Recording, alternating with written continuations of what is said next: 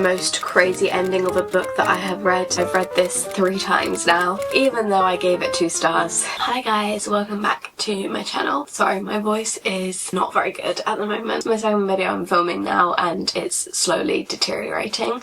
But in this video I'm going to be doing my favourite book from each month of last year, because I thought this would be a good way to kind of show my favourite books from the year without going through every single one that I read in detail. Obviously there were some months where I had multiple books that I loved and some months where I had maybe no books that I loved, so I've just had to pick the best one from a bad bunch. Let's get into the video. So the first month was obviously January. So in January my favourite book was Onyx Storm by Rebecca Yarros.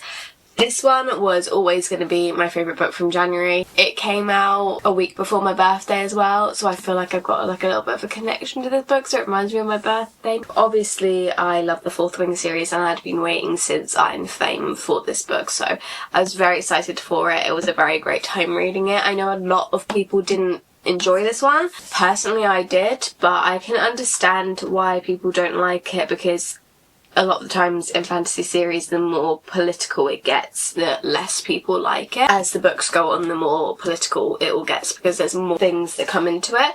So I do understand that, but I personally really love the politics when it comes to fantasy. I find it so interesting, and I know that a lot of people would say that a series like Fourth Wing isn't like proper fantasy, but you know, we could have a whole conversation about that. But this series, we basically follow Violet Sorrengail, who trained her whole life to go into the Scribe Quadrant, who like write up events. And at the last minute her mum was like, no, you're going to go into the Riders Quadrant in this war college.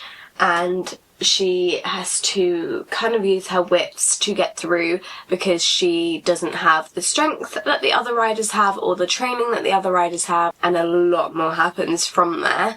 But I don't want to say anything to spoil it, but it's an amazing series. And the third book, the ending was insane. Like, I do remember reading the ending and just being flabbergasted. I have a reading vlog of me reading this book up on my channel if you want to check it out. Then in February, I didn't have any books that like stood out to me in February, because when I was going through my Goodreads ratings for February, I was like, wow, was that book really the highest one that I rated in February? But clearly it was.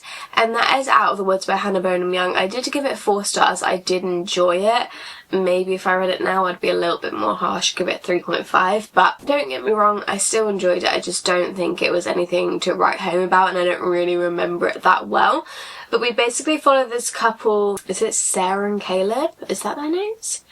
And they have been together since they were very young. They're kind of having a few issues in their relationship that they're not working out together, and it's causing tension in their relationship, and it's causing our main character to doubt whether she still wants to be in this relationship, which is obviously a massive thing because they've been together for so long. And they end up going on this little camping retreat to kind of try and become closer to each other again, and you kind of follow them, figure out their differences, figure out what's gone wrong in their relationship and try to fix it. And I think that it's a really refreshing book to see, because a lot of the time you're seeing couples get together and you're not seeing couples who are already together work out their issues. So I did really enjoy it, but it wasn't like a crazy standout book to me. Then in March we had Sunrise on the Reaping by Suzanne Collins come out, and I loved this book. This one follows Haymitch's Games, who is Katniss's mentor in the first Hunger Games,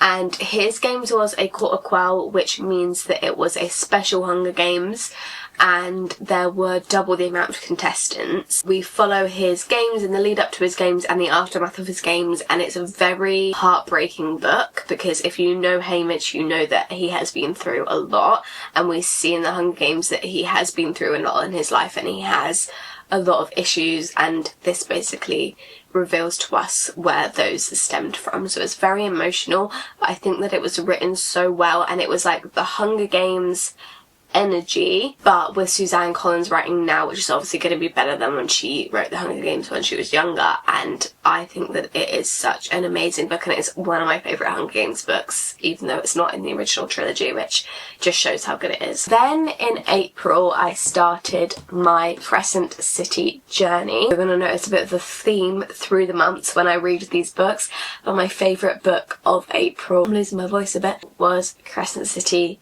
1, which is House of Earth and Blood. Now, this is Sarah J Maas's most recent series, and a lot of people don't like it. They're all very big books. It follows a very different main character to Sarah J Maas's other books, and it is a very different book because it's an urban fantasy, so they have phones, they go to nightclubs, it's very different. We also follow many different POVs. In this one, it's not just 2 POVs, is it? But mainly focusing on our main 2 characters. And then in the other books, we explore a lot more POV. We follow Bryce, who is a very different main character. As I said, she's been through a lot in her life and she's a bit of a party animal to avoid that, but she had something very traumatic happen to her at the start of this book, and we then see her 2 years later and she's changed quite a lot. Something else quite of a similar nature happens, and the detectives in this world are a bit concerned because both these things have been related to her, and so they kind of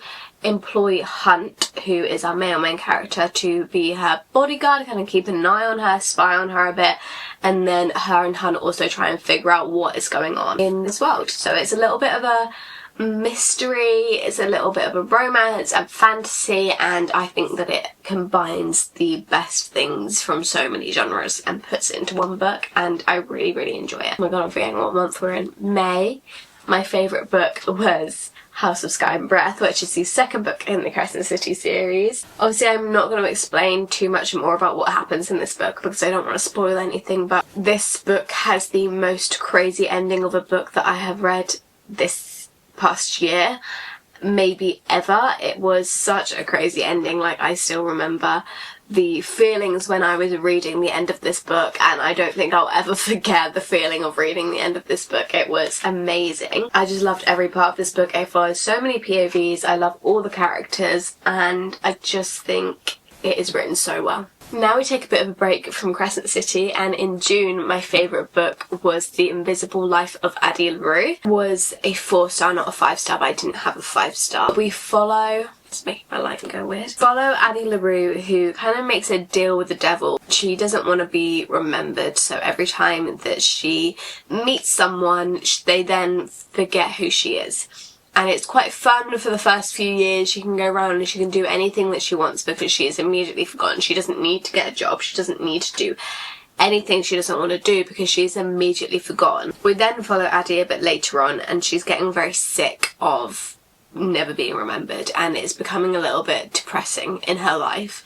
But then she meets this guy who does remember her and is the only person who's ever remembered her. They kind of form a bit of a relationship. But I think this book is not really a romance. I think it's more kind of like a life lesson book. It's quite sad at some points, it's happy at other points, but you kind of go on all these adventures and go through all these different time periods and different places, which I found really fun and really entertaining. I really enjoyed it, and it's a very different book. Now we get back into Crescent City. In July, my favourite book was House of Flame and Shadow, which is the last Crescent City book I have in this video, you'll be glad to hear. Again, there's not too much to say more about this one because I don't want to spoil anything, but we add even more characters in, we add even more POVs in, and I just think that Sarah J Maas is so good at twists and turns. Like, the characters will make a plan and you won't be clued into the plan until the plan comes to light, and I love when that happens. It's like you don't even know that the characters have a plan and something goes wrong and you're like, shit, and then it's like, oh no, that was part of their plan. Then in August, my favourite book was Emily Henry, You and Me on Vacation, or People We Meet on Vacation, as it now goes by. This one was a reread for me. I've read this 3 times now. but I love this book so much, and my friend who I went on holiday with had never read it, and my other friend has read it but she loved it, and we wanted to reread it before the film came out anyway, so me and my two friends all reread this book together on holiday, and it was just such a fun time. I love this book. I think it's perfect for a summer holiday. If you're going to read this book, read it on a summer holiday, and obviously the film I think will be out by the time this video is up, so check out the film as well because I'm sure it's amazing. The trailers look absolutely amazing and I can't wait to watch it. I should probably tell you what happened. So we follow two best friends who went on a summer holiday together every year, but one year it kind of all goes wrong and they don't see each other again until our main character Poppy kind of realises the last time that she was truly happy was when she was on one of these holidays, and so she arranges with Alex, our main character, to go on one last holiday, one last hurrah and try it again, and her kind of mission is to bring back the friendship between them. Then in September, my favourite book was Into the Wild. Now this one is a bit of a non-fiction. Non-fiction kind of sounds scary and boring, and this book definitely isn't.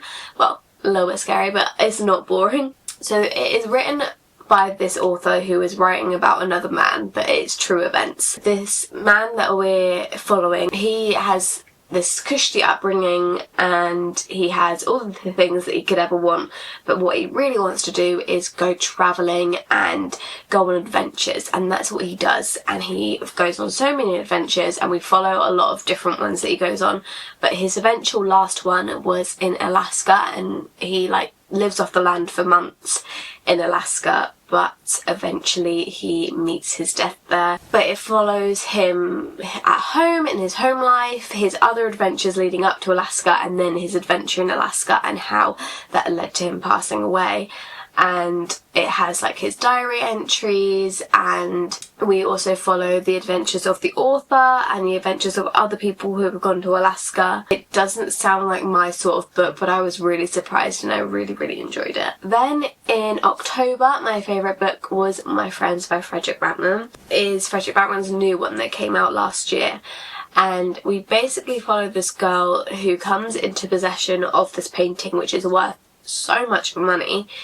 And she kind of goes on a trip with one of the boys who is painted in the painting, who's now an old man, and they go back to the hometown because our main character doesn't really know what to do with the painting, and so they kind of go on a trip to see where it came from and see if there's something more worthwhile that she can do with this painting. And we learn, on the train ride, we learn so much about this painting and how it came to be, and about this group of boys who are in this painting and their friendship. As usual, Frederick Backman's books is very hard to describe, but it is just such an amazing book and it really tugs at your heartstrings. Then we've got Babel or Babel by R.F. Kuang, which is so funny that this has to be my favourite book of November because it was the only book I read in November, and that is why it has to be my favourite, even though I gave it 2 stars. So there's not much point in me talking about this one, but I love the cover. The book wasn't bad, it's just not my sort of book.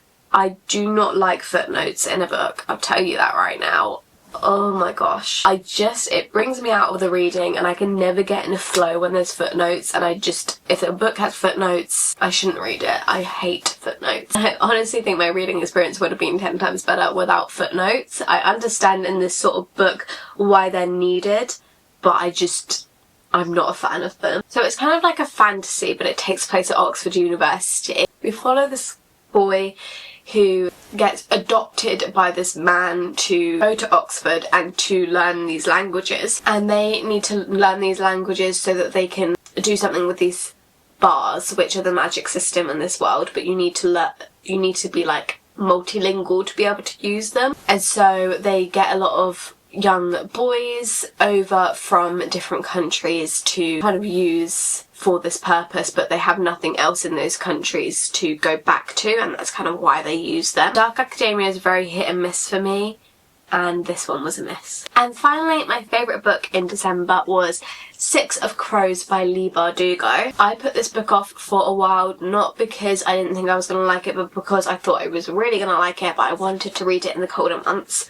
So I finally read it in December and it did not let me down. We follow this group of 6 outcasts and they kind of form a gang so that they can go on a heist to get get a load of money. They get a task and they're like, you can have this much money if you complete this heist. So they all form together to complete this heist, and they all have different strengths that they can bring to the team, and they kind of have a bit of a found family. They risk a lot of their lives. They're all very smart and cunning. They all have their own strengths, as I said, to make up a plan. I loved seeing all the plans come into place, and I loved the found family aspect. I loved all our characters. There's a little bit of romance in here as well, and I just think that it is such a fun book. And those were some of my favourite books of the year. We had a pretty successful reading year. I think without Crescent City it wouldn't have been very successful. I think Crescent City was a large part of why it was such a successful reading year. Yeah, I've had a semi-successful reading year, but I hope that next year is a little bit better. And I hope you enjoyed the video. If you did, give it a thumbs up. Comment down below any of your favourite books from the year. You can subscribe down below and turn the bell on. You will be notified every time I upload, which is every Sunday. Always book related videos. And if you want to, you can follow my social medias at _libraryofeden on both TikTok and Instagram, and I will see you in the next video very soon. Bye!